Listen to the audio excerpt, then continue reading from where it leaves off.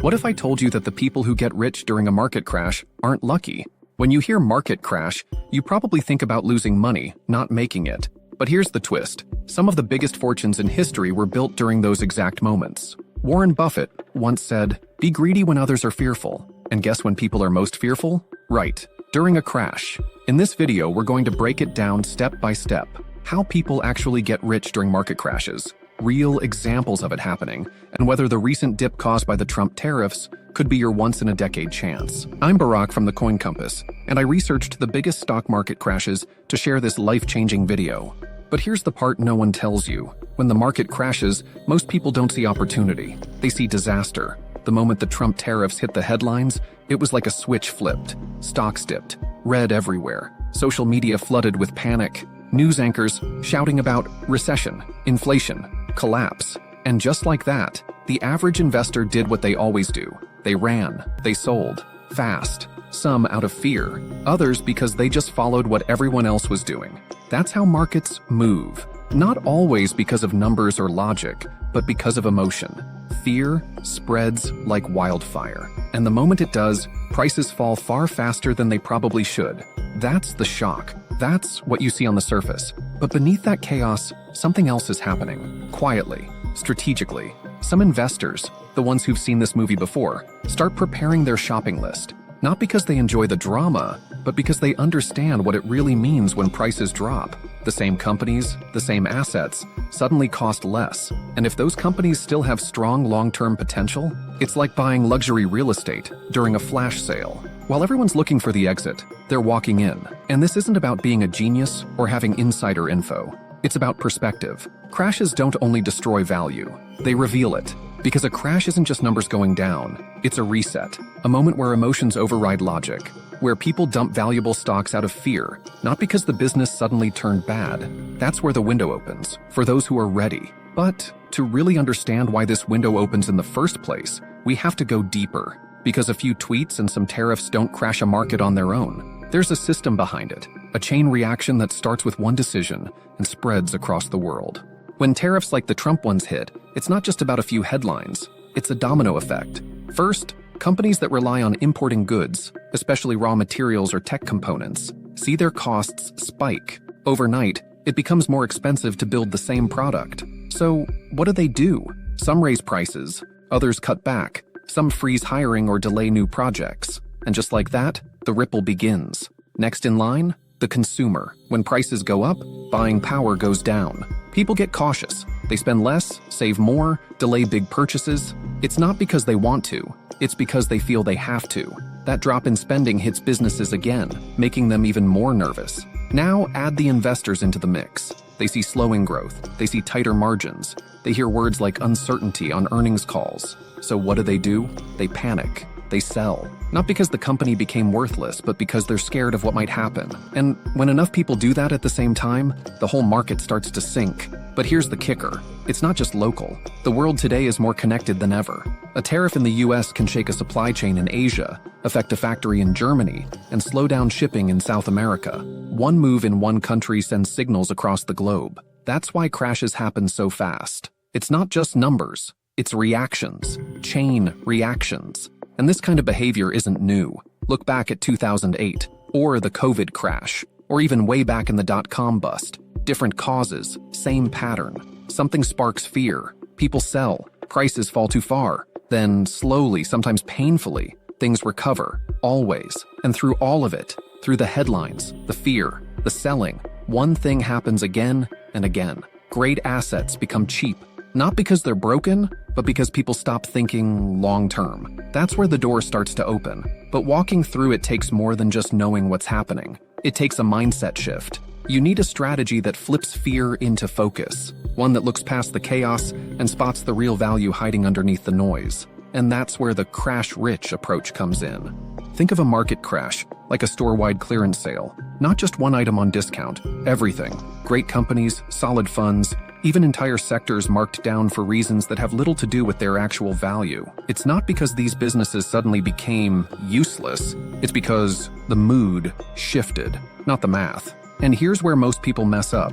They stare at the falling prices, thinking the market's telling them something important. But prices in a crash aren't always signals. Sometimes they're just noise. And if you listen to the noise too much, you'll miss the real message underneath. The key is to stop chasing the perfect moment. Timing the exact bottom is like guessing the winning lottery number. Almost no one gets it right. But there's a smarter way. It's called dollar cost averaging. And no, it's not just a boring finance term. It's a superpower in disguise. Here's how it works. You pick an amount, something manageable, consistent, and you invest it on a schedule.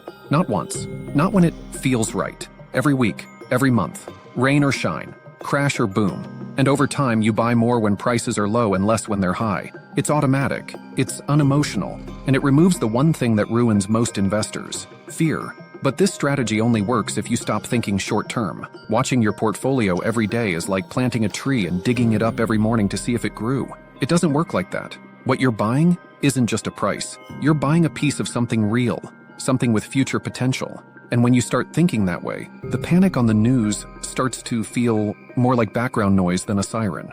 Because now you're not reacting, you're building. But here's the problem most people run into once they decide to invest during a crash. They have no clue what to buy. It's like walking into a store where everything suddenly has a 70% off tag. It feels exciting until you realize you don't even know what you're shopping for. That's where the strategy breaks down. A crash isn't a green light to buy everything in sight. It's a test. A test of how well you understand what you're buying and why you're buying it. Because while most people are distracted by falling prices, the smart ones are focused on rising potential. So let's talk strategy. First, you've got to learn how to spot what's actually undervalued, not just cheaper, but overlooked. Sectors like tech, energy, healthcare, even cybersecurity. These areas tend to get hit hard in a crash because investors panic and dump everything. But demand doesn't disappear. People still need medicine. Businesses still need servers. The future doesn't vanish just because the market got scared. Now, let's take a real example. Back in early 2020, when the pandemic hit and markets collapsed, travel stocks were crushed. One of them was Booking Holdings, the parent company of Booking.com, Kayak, and Priceline. The stock fell by almost 40% in a matter of weeks. People thought travel was done forever. But those who looked deeper saw a company with a strong balance sheet, brand loyalty, and a global reach. Fast forward a couple of years, and not only did it recover, it reached new highs. That's the kind of opportunity a crash can hide, but it only reveals itself if you do your homework. Study the business. Read the reports. Ask the questions no one else is asking while they're too busy running for the exits. A cheap stock is only valuable if the company underneath it is still alive and kicking. But don't stop there. You've got to spread the risk. Diversification is like a seatbelt. You don't notice it when the ride is smooth, but the moment things get bumpy, it's the only thing keeping you from flying through the windshield. Mix industries, mix risk levels, even consider different asset types. Because the truth is, no one knows exactly where the bottom is, or which sector will lead the comeback. But if you're spread across the right ones, you don't need to be perfect. You just need to stay in the game. And perhaps the most difficult part of this entire strategy? Staying put. Holding your ground when everything feels like it's falling apart. That's where most people mess up. They start off calm, but when prices keep dipping, emotions kick in. They sell. They swear off investing. And by the time the market comes back, they've already missed it. You have to stop watching the daily drama and start thinking like an owner.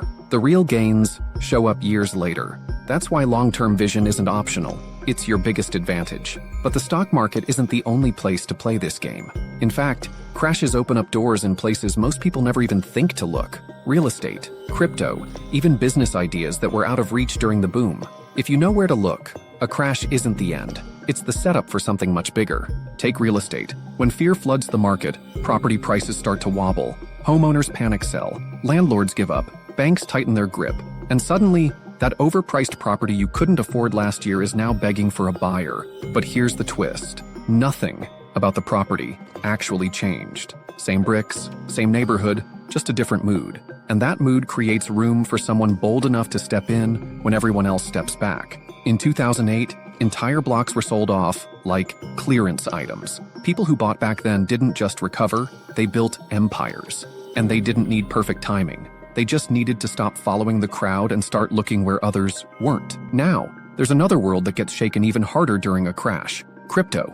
One minute it's flying, the next it's on the floor. The swings are brutal, the headlines are louder, and the fear off the charts. But hidden in that chaos are some of the fastest wealth-building stories of the last decade. People who bought Ethereum at $80, Bitcoin under $4,000. Not because they were sure it would moon, but because they understood one thing. Volatility is where growth hides. That said, this is not the place to blindly throw money around. Crypto doesn't come with training wheels. It's like driving a sports car with no brakes if you don't know what you're doing. You can win fast, but you can lose even faster. So tread carefully, study harder, and never invest more than you can afford to lose. This isn't a lottery ticket, it's a battlefield. And then, there's one opportunity most people never even consider during a crash: starting something of your own. When the economy dips, big companies get scared. They pause, they lay off, they shrink. But for someone scrappy, that's the perfect window. Rent is cheaper.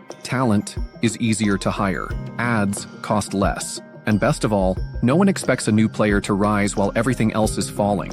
That's exactly why it works. It's quiet, no spotlight, just pure momentum for the one who dares to build. Some of the biggest companies today were born in recessions. Uber, Airbnb, even WhatsApp. Not because they had perfect timing, but because they weren't afraid to start when things looked impossible. So when the next crash hits, don't just look at the falling numbers. Look around. Because while others wait for a rebound, you could be building the next thing everyone is talking about. Subscribe to the Coin Compass if you like this video. And if you are serious about compounding, you must watch this video, which shows the best compounding strategies to become rich.